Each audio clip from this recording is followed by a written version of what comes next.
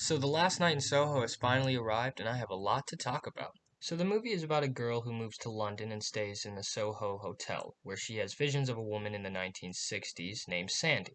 Now this psychological horror is Edgar Wright's first crack at the genre, and I can't say he disappointed me. Now quickly I would like to say that this video is spoiler free and I will only be loosely discussing what I liked and some gripes that I had with the film.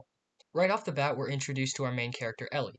Now, Edgar does a great job of visually showing us her personality and interest without any dialogue, and he does it in a quick manner, which is also really refreshing to see. We also find out about this gift that she has of seeing ghosts. One of the things I really appreciated is the fact that it's used in a subtle way and that it's nice to see that it doesn't freak out Ellie or the ones around her. I really like that within the first 5 to 10 minutes we establish who Ellie is and how she goes to London. It's straight to the point and it doesn't feel like we waste any time with needless exposition or long drawn out scenes. Another thing that I both liked and didn't like is the fact that Ellie's ability is never completely explained, at least not with any dialogue. I think it works in building this kind of suspense, but there are a few areas where it just seems convenient to not tell the audience. Once again, Edgar continues to use a great selection of songs that usually always have a deeper meaning with what's going on in the story.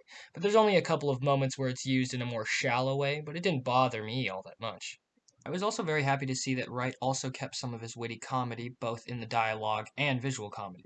But it's really only apparent in the first act. The rest of the film kind of remains humorless for long stretches of time. But once again, I didn't mind it because there's an important story being told here, aside from the comedy itself. The first few sequences of her visions about the girl in the 1960s named Sandy are visually creative and very well done. A lot of work went into the special effects and storyboard of each scene, and it's nice to see. It's also worth mentioning that Edgar shows off his talent again with stunning and creative camera work in most scenes, with the help of the cinematographer, obviously.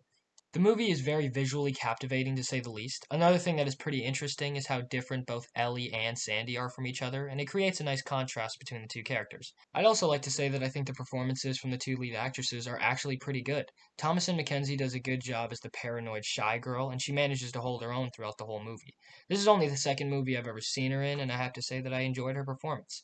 Anya Taylor-Joy also does a good job in her role, but she doesn't get a lot of moments to shine, which sometimes was a bit disappointing, but it doesn't actually take much away. Michael Ajao is also pretty solid in his role as the male love interest, but his character is an interesting case. I really enjoy that he's just a good guy to our main character, but without reason.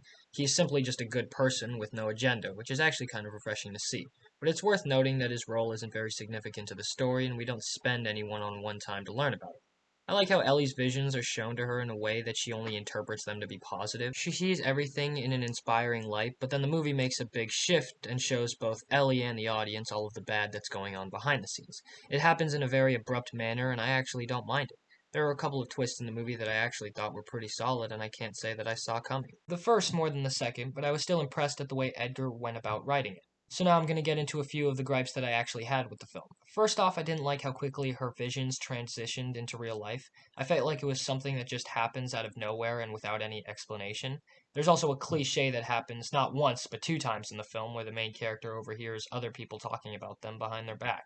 I felt that it was just a silly level of convenience, but it didn't actually take anything away from the plot. The final and biggest problem that I actually had with the story is the climax.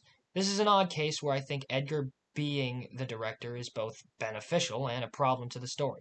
I love how stylistic he is visually, but in the climax it felt like he was overindulging with the effects and imaging. It also felt out of place with the rest of the tone that the movie is trying to set. I was also not a fan of the epilogue, and I felt like it should have ended right after the climax in order to create a better ending, but truthfully I was impressed by this movie, and Edgar really tried to make something that I haven't seen before from the genre, and honestly, I think he nailed it. The movie has strong characters, a good plot, great visuals and camera work, solid dialogue, and some fun music.